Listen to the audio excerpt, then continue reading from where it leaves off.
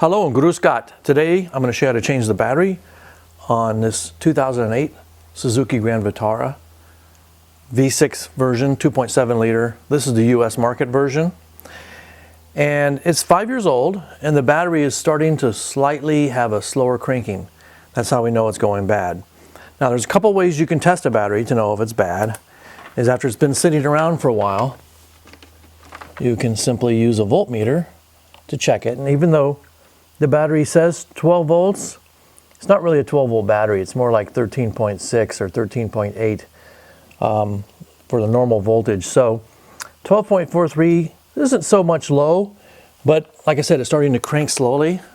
Another way, if you're not sure if your battery is good or not, is you can turn your headlights on and try cranking it. And if the headlights dim way down, that means the battery is probably not good. So when you're going to change the battery out, I recommend you keep the positive cover on while you're working around it with tools. If you short across here, bad news. So the first thing you want to do is you're going to want to take off your negative terminal, which is right here. That's going to be a 10 millimeter nut that you're going to loosen up and take this off and set it aside. Then I'm going to tape this terminal with some tape. That's in case if I was to put a tool across there, I don't want to have an explosion and it will explode. Also, you should wear safety glasses while you're doing this. Okay, so again, I want to put this back so it's kind of safe there. Make sure I don't touch anything while I'm working. Get in here with a 10 millimeter wrench. And this is a closed end wrench. And these don't really get tightened down very tight when you put the new battery in. So set all my tools aside so I don't cause any kind of issues. There we go. Now that's off. I'm going to take some of this special tape here. You can use electrician's tape, any kind of tape you want. And I'm going to tape up that terminal. Then I'm going to remove the positive side and set it aside. And then I'll disconnect the battery from here, from this member that holds it in place.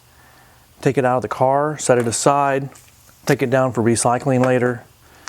And then I'll put a new battery in, so I'll be right back. Okay, before you install the new battery, and in this case I got an Optima, which is sort of a multi-purpose battery. This is an Optima 35 red top. And I had to put the spacer underneath it to make it the same height as the original battery. So it comes with a spacer. It can go on top, it can go on the bottom. It does different things depending on what kind of vehicle you're going to put it on. And so now the two batteries are the same height. So when I put this in the battery tray, it should bolt down just fine. Also the handle, I can take it off if I want to, which I probably will.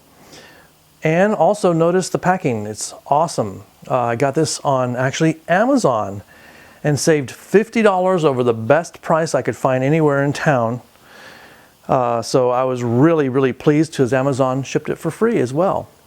So I saved 50 bucks, got it shipped for free, got a brand new battery, it's fresh stock. It's February of 2013. So we're gonna pop it in there and I'll show you what happens next. All right, I've put the new battery in and I've clamped it down snug, not real tight. If you make it too tight, you'll end up damaging the battery. Most of the time, Toyotas used to come with a rubber strip on each side of the battery. I'll have to go look for some because I'd prefer to have a rubber strip underneath this bar. Anyway, here's what I had left over. Took the handle off. I'll just put it in the back of the car in case I ever need it. This piece here will go in the recycle bin. And then now I'm going to go ahead and connect up the red lead first. So to do that, I'm going to pull off that protection cap. And I'm going to very carefully here, again making sure I don't short to the body, which shouldn't matter because the black lead is not hooked up yet. But it's just a good habit to be in to make sure you work very slow and carefully. So I'm going to hook this up, then I'm going to hook up the negative side, and we'll be right back. Okay, so we finished hooking everything up. We started the engine up. You're going to have not a code error, but you're going to have a warning that there's an engine malfunction or a malfunction light's coming on. That's okay. If you look in the manual, it tells you just to take it around the block for a drive so it can reset the ECU. It'll do that. All those things will go away and then everything should be as normal. And so I also put a date on the battery of when I replaced it. Even though the battery was made in 02 of 13, I replaced it 02 of 13. And I'll also write that in the manual as the last, in my last entry of what I did. So that's all there is to it. Thanks for watching.